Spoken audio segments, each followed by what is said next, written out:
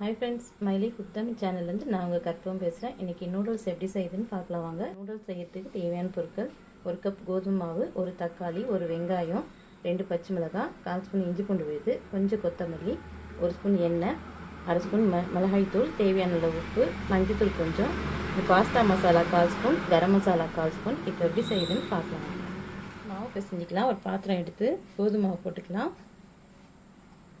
இந்த கோதுமை மாவுக்கு தேவையான அளவு உப்பு போட்டுக்கலாம். மிக்ஸ் பண்ணி கொஞ்சம் கொஞ்சமாக தண்ணி ஊற்றி சப்பாத்தி மாவு பருத்துக்கு பிசைஞ்சிக்கலாம்.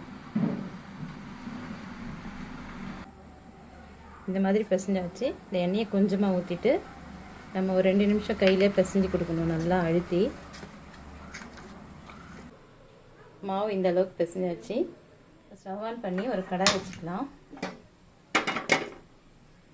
நல்லா தண்ணி ஊற்றிக்கலாம். தண்ணி நல்லா கொதிக்கணும். தண்ணி காஞ்சிச்சு. ஸ்டவ்வை லோ ஃப்ளேமில் வச்சுக்கலாம். இந்த மாதிரி ஹோல்ஸ் இருக்க தட்டு போட்டுக்கோங்க. இதில் நம்ம பிழிஞ்சு விட்டுடலாம். இதை நம்ம மொல்லமாக பிழிஞ்சு விட்டுக்கலாம். டைட்டாக இருக்கும்.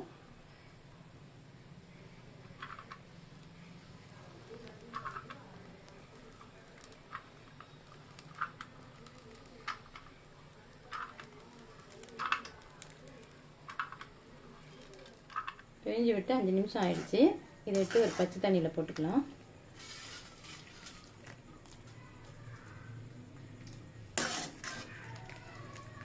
இதே மாதிரி எல்லாத்தையும் பிழிஞ்சு எடுத்துக்கலாம். சூடு ஆனதும் இந்த மாதிரி தண்ணியிலேருந்து எடுத்து தட்டில் வச்சுக்கலாம்.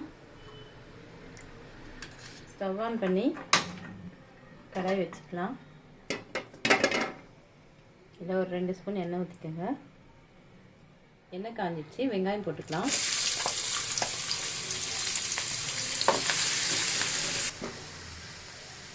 வெங்காயம் இந்த அளவுக்கு வதங்கினதும் இஞ்சி பூண்டு பேஸ்ட் போட்டுக்கலாம்.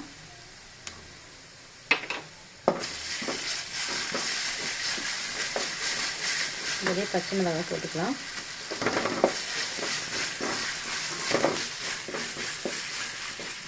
கூடவே தக்காளி போட்டுக்கலாம்.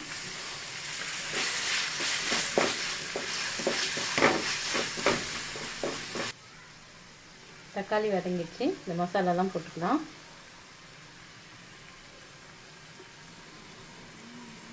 இது ஒரு அரை நிமிஷம் வதக்கி விடுங்க.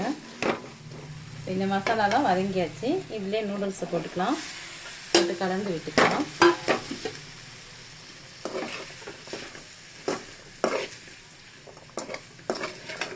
இந்த மாதிரி கலந்து விட்டு ஸ்டவ்வை லோ ஃப்ளேமில் 1 நிமிஷம் வச்சுக்கலாம்.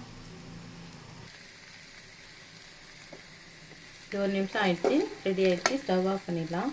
கொத்தமல்லி போட்டு இறக்கிடலாம்.